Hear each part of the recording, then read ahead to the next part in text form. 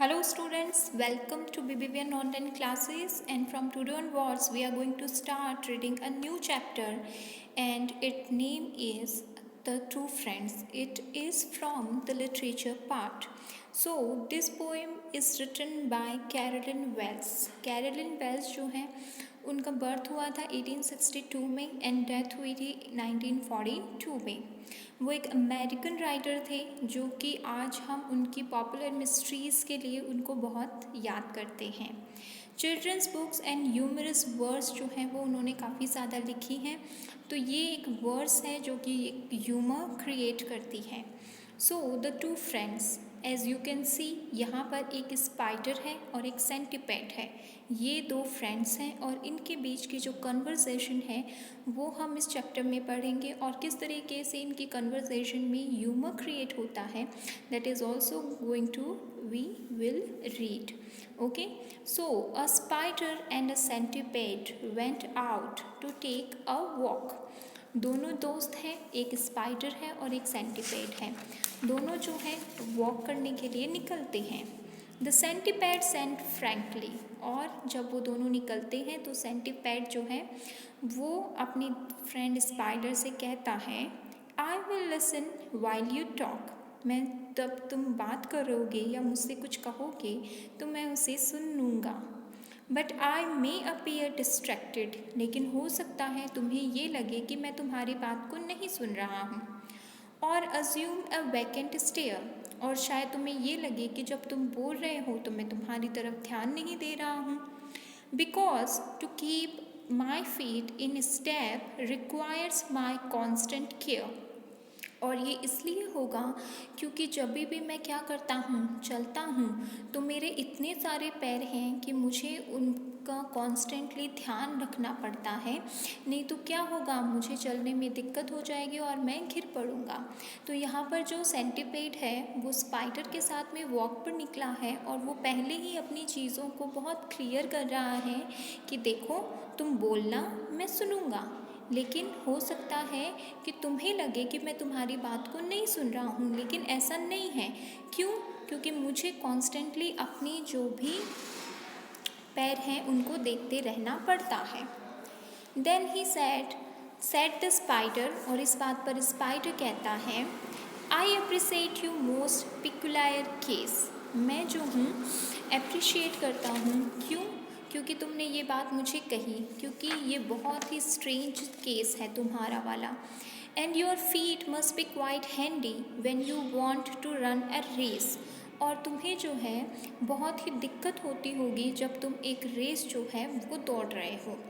But though you gain in some ways, in some other ways you lose, लेकिन फिर वो कहता है कि अगर तुम एक हाथ से कोई चीज़ लेते हो तो दूसरे हाथ से ही उस किसी ना किसी चीज़ को खो भी देते हो। इट सिंपली मीन्स कि अगर हमारे पास में कोई चीज़ है तो उसके एडवांटेज के साथ साथ में हमें जो है उसके डिसएडवांटेज भी मिलते हैं। End of course my friend you must be quite extravagant in shoes, और हाँ मेरे दोस्त, हो सकता है कि जब तुम शूज़ जो हैं वो जब लेने जाते हो अपने पैरों के लिए तो तुम्हें इसके लिए काफ़ी खर्च भी करना पड़ता होगा। ठीक है, तो स्पाइडर जो है वो ये कहता है कि मैं समझता हूँ तुम जो बात कह रहे हो, क्योंकि तुम्हारा जो केस है वो थोड़ा अनकॉमन सा है, थोड़ा स्ट्रेंज सा है। तुम्हारे जो फीट हैं वो क्या है, quite handy when you want to run a race, उस टाइम पे तो तुम्हें हेल्प कर जाते होंगे। बट जब हम किसी एक चीज़ होती है हमारे पास में, जब हम उसे गेन करते हैं तो उसके एडवांटेज के साथ साथ में उसके डिसएडवांटेज भी बहुत होते हैं। हम जब कुछ चीज़ जो है वो गेन करते हैं तो किसी ना किसी वे में कोई चीज़ खो भी देते हैं। और ऑफ कोर्स माय फ्रेंड, जब भी तुम जो हो शूज़ ख़रीदने जाते हो तो तुम्हें काफ़ी सारा जो एक्स्ट्रावेजेंट का मतलब होता है, काफ़ी मनी जो है वो स्पेंड करनी पड़ती होगी। Yes, a heavy Sai escaped the centipede, और सेंटीपेड जो है वो स्पाइडर की बात से अग्री करता हुआ कहता है कि हाँ हाँ बिल्कुल। And I have other trials too, my life is hard and dead, और फिर वो कहता है कि केवल पैसा ही नहीं, मुझे बहुत सारे शूज़ के लिए ट्रायल्स भी करने पड़ते हैं, क्योंकि कौन से पैर में कौन सा जो शू है वो उसके लिए फ़िट रहेगा, उसके लिए ट्रायल करके तो देखना पड़ता है। इसलिए मेरी जो लाइफ है वो बहुत ही ज़्यादा मुश्किल है। Why? Sometimes when I am very tired, a long time it takes to ascertain with certainty which food it is that aches. और सोचो कई बार तो क्या होता है कि जब मैं बहुत ज़्यादा थक जाता हूँ तो मुझे बहुत वक्त लगता है किस चीज़ में, a long time it takes, किस चीज़ में वक्त लगता है, टू असरटेन विथ सर्टेनिटी, इस बात का पता लगाने में कि मेरा कौन सा फुट है, कौन सा पैर है जो कि दर्द कर रहा है। तो यहाँ पर इस पैराग्राफ में हमने पढ़ा कि जो हमारा राइटर है वो बहुत ज़्यादा क्या हो जाता है, तकलीफ़ में आ जाता। जो हमारा स्पाइडर है वो जब उससे पूछता है कि तुम्हें तो जूतों के साथ में भी बड़ी प्रॉब्लम होगी, तो वो अपना इंसिडेंट शेयर करता हुआ कहता है कि केवल शू के साथ में ही नहीं, जब मैं ट्रायल लेता हूँ तब भी मुझे बड़ी प्रॉब्लम होती है। इसके साथ साथ में कई बार जब मुझे तकलीफ़ होती है, मैं थक जाता हूँ, तो मुझे ये पता लगाने में भी बहुत डिफ़िकल्टी होती है कि मेरा कौन सा फुट है जो कि एक कर रहा है। And when I go to dancing class on Saturdays at 3, और जब मैं डांस क्लास जाता हूँ, ठीक है, सैटरडेज़ को ही जाता है वो मेनली, एट 3 बजे के करीब, I find the first position very difficult for me. तो डांस क्लास में पोजिशंस बताते हैं अलग अलग, तो वो कहता है कि पहली ही पोजिशन मेरे लिए बहुत ज़्यादा मुश्किल हो जाती है।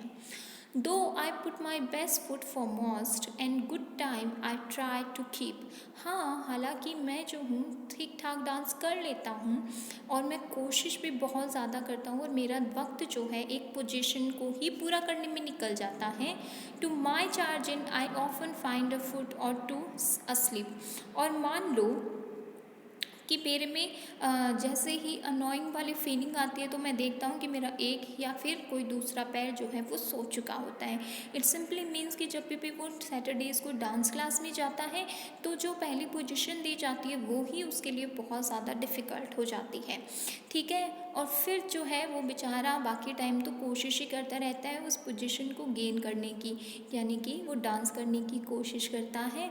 और फिर वो कहता है टू माई चार्जिन, और मेरे अनोइंस के लिए मेरी इरिटेशन को और बढ़ाता है कि जैसे ही वो पोजीशन मुझे आने लगती है मेरा पिछला कोई ना कोई पैर जो है वो सो जाता है, क्योंकि इतने सारे पैर हैं तो कोई सा भी सो जाता है।